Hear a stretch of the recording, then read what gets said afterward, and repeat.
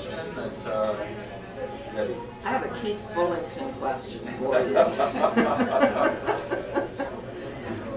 Keith's out of town, and he wanted me to ask if you plan to introduce term limits once the new council is seated, whether you would try to get term limits? Get term limits. No, I probably would not. And those that know, I have to explain this, you know, some of you may be familiar. I ran in 1998, okay, and I ran as I was on the Cultural Arts Commission. I think nobody knew I was on the Cultural Arts Commission. But there were certain things bugged me in the city, you know, and so I decided I'm going to run, you know. I never ran for a thing in my life. I didn't know how to do it, you know, and so when I ran, I was going door to door. I did it the only way, just like I'm doing now. And I heard back from other candidates saying, oh, he's not talking any of the issues. And I'm saying, well, I don't issues, you know? And so I'm thinking, well, you know, I have respect for two gentlemen, and they were both running for third term. And so I just happened to say, well, maybe that's enough for them, you know? And so I came out with it, 8 years is enough, okay? For them. And now, yeah. Well, now I'm saying for them. and you know, and they both were good council members, you know, and I had, you know, and I wasn't attacking, my whole approach is not to try to attacking, you know, people to get vote from me, you know, I put them down. But I did say that 8 years is enough, and I said it every door I think I knocked on, you know, and whether that was successful, but that wasn't my only campaign thing. I did come up with issues. A couple, you know, the shopping center up at Central and Pointe, I mentioned, that was an issue I felt strongly on. But because I said 8 years is enough. When I got on the council, I thought at least, and I never mentioned term limits at all. I just said 8 years is enough, okay? But people could interpret that, certainly, as I enjoyed it. So, when the 2 years goes by in the next election, I got the council to put on a study session agenda. Let's discuss putting term limits on the ballot, okay? We did that, and I'm trying to sell putting it on the ballot. And they handed me my head. I mean, literally, you know, my good friend Bev Perry, you know, she said, we got term limits, you know, she said, it's called voting, you know, and, you know, and it died. The vote was 3-2, and my colleague that got up, Steve Vargas, we both knew to the council then, we both supported it. The other three on the council said, we won't do that. 2 years later, there's another election. So I'm saying, I'm going to try one more time. So I want to put it on the ballot, on the agenda. And my colleague said, we're not even going to put it on the agenda. We told you that 2 years ago we didn't want to do that. So it never got on the agenda. So if I made a tacit campaign promise, I feel I fulfilled that by trying to get it on the ballot. I would not support term limits now. I've learned a lot since then. Since you know, the state put in term limits, and you know, the assembly, especially the assembly, you know, you got 3 2-year terms and you're out. So the 2 years you're up there, you spend all your time raising money or trying to run for the next 2 years. And we get speakers of the assembly, you know, that have been in the assembly a year and a half. And they're become the speaker of the assembly, and they have no experience at all. You know, it takes a while. You know, they probably know where the rest of them is by that time. You know, but you know, so I'm not so sure term limits is good right now. And I would, for the future, I would not push it myself. Now, if people of Brea wanted to take a signature, Glenn, if you have yours, or you have yours, if it gets on the ballot, I'm all for it, you know, people voting. You know, but I would not take it. Any other questions from the floor? Ted? So you mentioned the solar project was a $17 million project, and that you floated a $37 million bond. Why do you need $37 million to pay a $17 million fee? Because we have to pay interest. So the bond, you know, if we pay cash, we just pay Chevron 17.7 million. But when it's like when you buy your house, you pay 100,000. The house is now 100,000 or 800,000. Whatever. And by the time after 30 years mortgage, you paid the mortgage company double what your house is, or what you paid for it initially, or something like that. That's the same principle. So when you float the bonds, you also float the interest that you're going to pay on the bond? Yes. Yeah. So we have to pay that back, and we're going. And as far as the solar thing, we pay for that because we're saving electricity costs during those years. Now that we haven't got them installed yet. We still don't see our first bills after they're in work. So we're working on what Chevron projects is our savings on the bond, or on the solar panel itself. So savings don't, they don't meet what the projections are. And Chevron only guarantees a certain amount of that, not all of it. We might have some problems. Okay, let's throw another Milt question in here.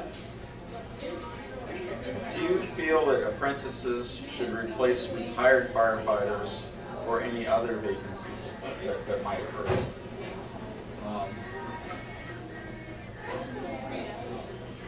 I would say not as a matter of course, but there might be some circumstances where you have an opening.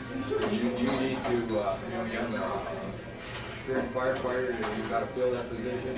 While you're searching for that experienced firefighter, that meets your requirements. Maybe an apprentice should do that, but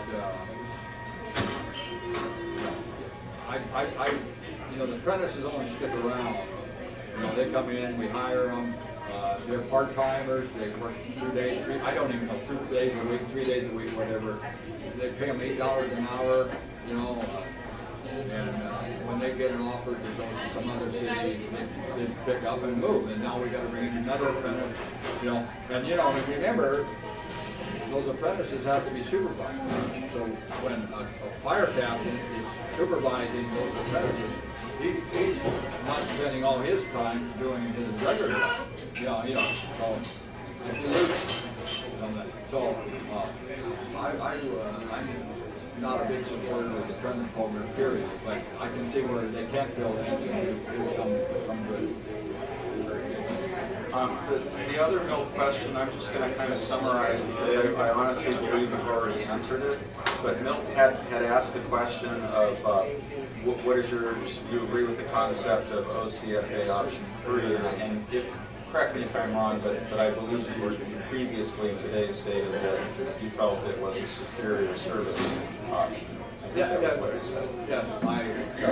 Yeah, that's where I was leaning at, But again, I felt that we needed to compare it with the city element by element, and if we didn't do that, how do we really know?